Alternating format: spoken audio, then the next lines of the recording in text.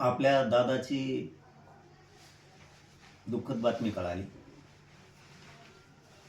आपल्या आदरणीय अजितदादांची बातमी कळाली. ती मनाला पटतच नाही आहे. अनेकांना संपर्क केला.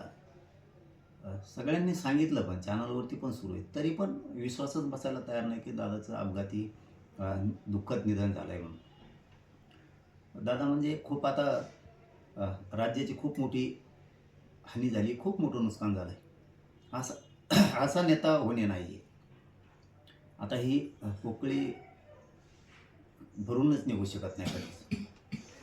पुऱ्या राज्यावरती आता दुःखाचा डोंगर कोसळला आहे. सगळ्या राज्यात दुःख आहे. सगळीकडे हळहळ व्यक्त केली आहे. स्पष्टपणानं काम करणारे दादा. कोणाचं काम होणार असेल तर होणार म्हणणार, नाही म्हणले तर नाही म्हणणार. सगळ्याच लोकांचं याच्यामध्ये नुकसान झालं.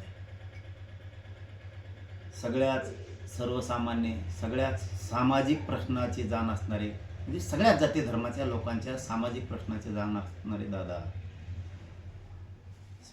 ती खूप मोठी आता हानी झाली. सगळ्या जाती धर्माचे सामाजिक प्रश्न सोडवण्याचं काम दादा करत राहायचे.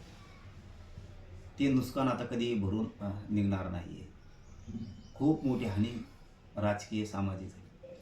महाराष्ट्रातच नाही तर देशात असा धाडसी निर्णय घेणारे असे दादा पुन्हा होणार नाही आहेत. ही खूप शेतकऱ्यांपासून सर्वसामान्य सामाजिक सगळ्या जाती धर्मांच्या लोकांचं खूप मोठं नुकसान झालं आहे. आपल्याही समाजाचं खूप मोठं नुकसान झालं आहे. खूप मोठा सामाजिक राजकीय आधार दादा होते सगळ्यांचा. ही बातमी आत्ताही पटतच नाही आहे. दादांचं अपघाती दुःख निधन झालं आहे म्हणून काय बोलावं काय कळतच नाही आहे. दादा नाही आहेत, दादाचं अपघाती निधन झालं आहे, या बातमीवरती विश्वासच बसत नाही आहे. खूप खूप मोठं नुकसान याच्यात झालं आहे. खूप मोठा आधार राज्याचा, आपल्या सामाजिक राजकीय सगळाच खूप मोठं नुकसान झालं.